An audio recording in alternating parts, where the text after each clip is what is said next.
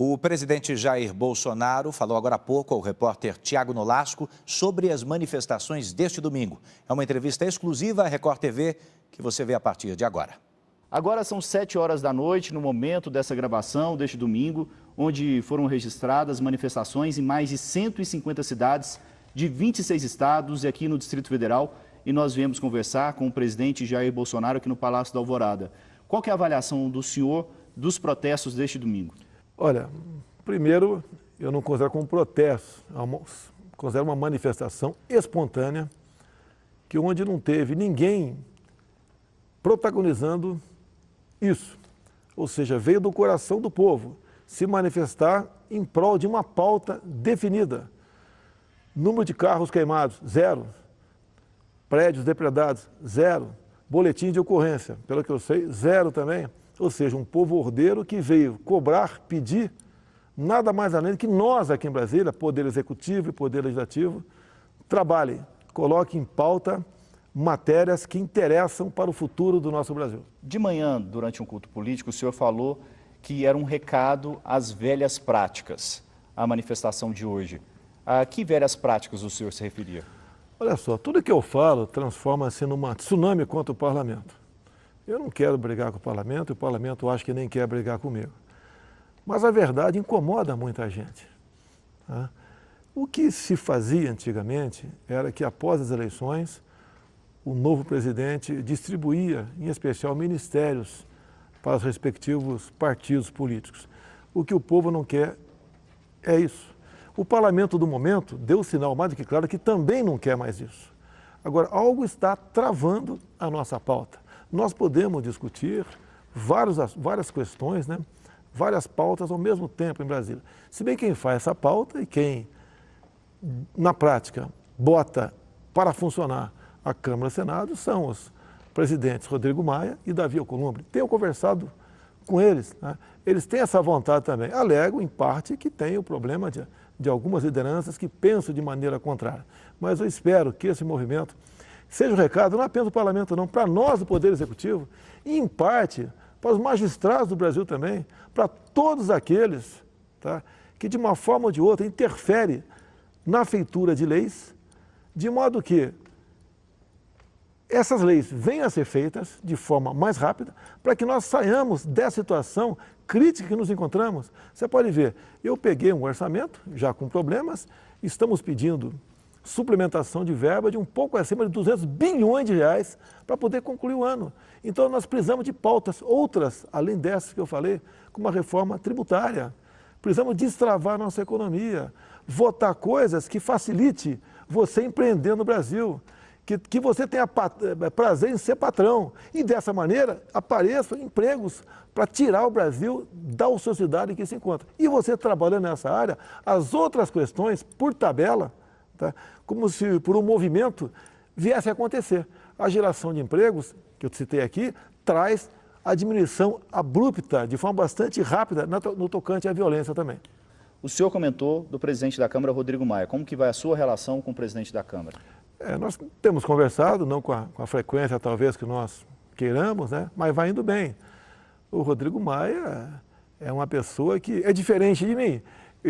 O que eu falo, né, os ministros, depois de alguma conversa, cumprem aquele objetivo. Ele não tem esse poder dentro da Câmara, porque cada partido tem uma direção, um norte diferente. Mas ele é uma pessoa importante, acredito que esteja fazendo a sua parte dentro da Câmara. Vou conversar com ele durante a semana novamente, bem como com o Davi Alcolumbre, como pretendo conversar novamente com o Dias Toffoli, para a gente ter um pacto entre nós, para botar o Brasil realmente no destino que toda essa população maravilhosa quer que o Brasil esteja. Nós temos tudo para ser uma grande nação. Falta apenas nós em Brasília aqui, conversarmos um pouco mais e discutirmos realmente o que nós temos que votar em especial, né? E juntos fazer aquilo que o povo pediu por ocasião das eleições e pediu também por ocasião dessas manifestações no dia de hoje. O senhor quer propor um pacto com os presidentes dos outros poderes? Nós não estamos em litígio, deixa bem claro, eu, Rodrigo Maia, o Alcolumbre, o Dias Toffoli, né? Nós estamos em harmonia, mas eu acho que falta a gente conversar um pouco mais, e a culpa é minha também, para que nós coloquemos na mesa o que nós temos que aprovar, o que nós temos que também revogar, porque tem muita legislação que atrapalha o crescimento do Brasil, para esse país aqui chegar no local de destaque que ele merece. Eu tive há pouco no Texas, Estados Unidos. Aquele estado, se eu não me engano, né, se fosse sozinho, seria a 10ª economia do mundo. Como é que pode o Brasil, desse tamanho, ser a 8ª economia do mundo? Muito tem se falado do Congresso tocar algumas reformas que não foram propostas pelo governo, como tem ocorrido com a reforma tributária. O senhor vê algum problema nisso? Sem problema nenhum. Se eu não me engano, essa proposta é do Baleia Rossi de São Paulo, né? Eu não tomei conhecimento da pauta ainda, dessa matéria ainda, porque está faltando uma conversa minha com o Paulo Guedes. Em havendo, ele se inteira, se a proposta dele for boa, vamos tocar essa proposta. Eu não quero ter a paternidade de nada. Tá? Se alguém quiser ser o pai da criança, nada contra, vá ser o pai da criança. Nós queremos fazer com que se destrave a nossa economia, menos burocracia, o Estado interfira menos nas decisões que a população tem que tomar, queremos dar mais liberdade a todos. Eu pretendo, inclusive, né, ter um dispositivo da Constituição que diz que é de responsabilidade do governo federal tais assuntos. Eu quero passar esses assuntos, no que for possível, desde que não encontre óbices constitucionais, passar para os estados. Eu gostaria que cada estado tratasse do seu Código Penal, da sua legislação ambiental, do seu Código de Trânsito. Eu gostaria que eles tratassem desses assuntos e assim sendo, além de você deixar a União pensar naquilo que é mais importante no macro, né, e essas coisas um pouco menor fiquem para os estados. Quer ver? O que, com todo respeito, né, nós aqui do DF, eu estou aqui no Distrito Federal, tem conhecimento com profundidade sobre a legislação ambiental de Roraima. Eu acho que a Assembleia Legislativa de Roraima que deve tratar dessa questão ambiental. Assim como a Assembleia Legislativa do Pará tem que tratar da questão mineral deles, se legaliza ou não o garimpo. A questão indígena, quem tem que tratar desse assunto, para o estado do Amazonas, em grande parte, estão lá nossos índios. Então a ideia é exatamente essa, para que a gente dê liberdade, para que cada estado toque da melhor maneira possível as suas pautas. Um dos temas mais citados nos protestos de hoje foi a questão da reforma da Previdência. O senhor pretende mudar alguma coisa na articulação política da reforma? Eu te pergunto, o que eu tenho que fazer? Pô, se quer que eu vá para dentro do parlamento, conversar individualmente com o parlamentar, eu acho que isso não é uma boa prática. Lá é a terra do Rodrigo Maia, no Senado, Davi Alcolumbre. Eu tenho recebido o que posso de parlamentares em meu gabinete. Agora, os parlamentares sabem o que está escrito naquela proposta, né, o que porventura deva ser alterado. E mais ainda, eu sei que eles têm a certeza também, até o pessoal de esquerda, que eu estive agora com os governadores do Nordeste, a grande maioria de esquerda, eles sabem que a reforma é importante. Mas tem um desgaste, é uma reforma que aumenta o tempo de serviço, você tem que trabalhar mais para ter um salário mais próximo que você ganhava enquanto estava na ativa, você corta muitos privilégios também, tem uma diferença enorme entre as duas previdências, a pública e a privada. Então tem desgaste ao tocante a isso daí. Agora, se nós não enfrentarmos isso, e rápido, o Brasil pode sucumbir economicamente. Como mesmo o Paulo Guedes falou há pouco, que fica insustentável a nossa situação econômica, né, se nós não aprovarmos a reforma da Previdência. Daí fizeram até uma fofoca conosco, né, que eu teria falado que ele pode ir embora. Não, não é que ele pode ir embora. Eu acho que se o Brasil economicamente naufragar, acaba a função dele. Ele não tem mais o que fazer. Vai administrar o quê? E vocês conversaram depois desse episódio? Conversamos rapidamente por telefone, mas trocamos uma mensagem de zap também. Entre nós não há problema nenhum. E o senhor acha que é possível aprovar a reforma da Previdência até quando? Olha, você tem uns prazos regimentais para cumprir. Essa programação está muito bem feita no Parlamento, né? Agora, mais do que cumprir essas etapas. No dia da votação, a gente espera que tenhamos aí 3/5 dos votos. A gente tem um grupo de partidos no Congresso Nacional, que popularmente se chama de Centrão, que ora é favorável ao governo, ora é contrário.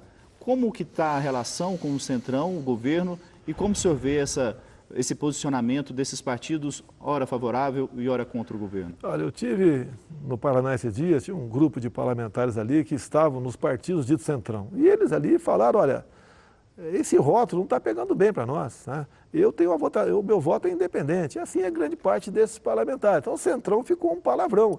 Eu acho que os líderes têm que trabalhar para desvincular-se disso daí. Agora, a melhor maneira de mostrar que eles não têm nada a ver com o dito Centrão, que foi satanizado esse nome, é ajudar a votar aquilo que interessa para o Brasil.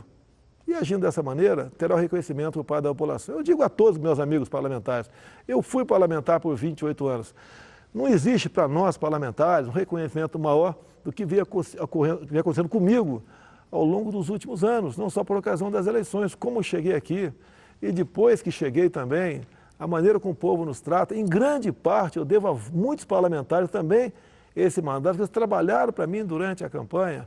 E acredito que uma parte considerável dos parlamentares não querem ser rotulados a centrão, ao grupo clientelista ou aquele grupo que quer negociar alguma coisa para votar. Então o que falta? É se libertar, é procurar o líder, discutir a pauta e tocar o barco. O senhor recebe ainda esse tipo de pedido de grupos parlamentares para ter algum favorecimento, alguma indicação dentro do governo para votar a favor do governo? Eu só tive, em um momento, 2 parlamentares pedindo ministério para mim. Mas nenhuma das vezes que me encontrei com eles houve esse tipo de pedido. Todos dizendo que queriam realmente trabalhar pelo Brasil. E realmente eu acho que eles querem, mas tem alguma coisa que está travando isso daí que eu não sei explicar para você o que seria. Citar? Não vou citar não, porque é questão de ética aqui, até porque foi uma conversa reservada, nós temos que preservar isso daí, até para não perdermos a credibilidade junto ao parlamento brasileiro. Então, como disse, essa forma de fazer política existia no passado. Desculpa aqui, eu acho que é pela primeira vez na vida, estamos vendo no Brasil um presidente que, depois de eleito, está tentando, de todas as formas, fazer cumprir o que falou durante a campanha. Quando você fala em Centrão, esse nome surgiu lá atrás, quando o senhor Geraldo Alckmin juntou vários partidos, né, para apoiá-la por ocasião das eleições. Ali, então, apareceu o nome Centrão, ali que tudo começou. Acabaram as eleições, não existe mais Centrão. O nome está errado. Agora, os parlamentares têm que buscar uma maneira de se desvincular disso aí, porque é bastante complicado você sendo pejorativamente enquadrado como estar num Centrão que quer negociar tudo, segundo eu vejo pela mídia aí. Agora, comigo, o Centrão nunca, ou melhor, os parlamentares do dito Centrão nunca procuraram para discutir partilha de ministérios, de estatais ou bancos oficiais. Um projeto muito citado pela população hoje também foi o pacote anticrime do ministro Sérgio Moro. O governo vai colocar também um pacote como uma das prioridades no Congresso? Olha, o Rodrigo Maia sabe da importância desse projeto, o Moro esteve conversando com ele muitas vezes, e é um projeto importante porque serve para inibir a violência no Brasil, bem como lavagem de dinheiro, né, combate ao crime organizado.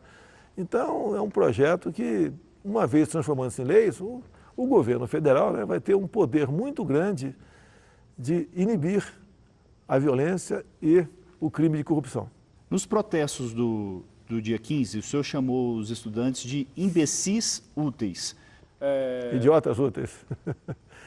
Então, as duas formas, então, eu exagerei, concordo, exagerei, né? O que diz aí o certo são inocentes úteis. A grande maioria são garotos, são inocentes, nem sabiam o que estavam fazendo lá. Tá? Então, na teoria grancista, né, usa-se a inocência das pessoas para atingir o objetivo. E uma vez atingindo, as primeiras vítimas são exatamente essas pessoas. Então, a garotada foi na rua contra corte na educação. Não houve corte. É um contingenciamento, eu deixei de gastar, eu não tirei o dinheiro do banco. Segurei aproximadamente 3,6% do montante, que seria 30% de 12% das despesas discricionárias. E a molecada, né, foi usada, essa garotada foi usada por professores inescrupulosos, uma parte, né, para fazer uma manifestação política contra o governo. Nós sabemos que a juventude tem um peso muito grande nessas manifestações. Agora, me desculpe, mas foram usados por esses professores que não têm, a minoria, né, não tem o compromisso de fazer com que esses jovens sejam lá na frente bons profissionais, bons empregados ou bons patrões. Presidente, muito obrigado pela entrevista e um bom domingo para o senhor. Obrigado.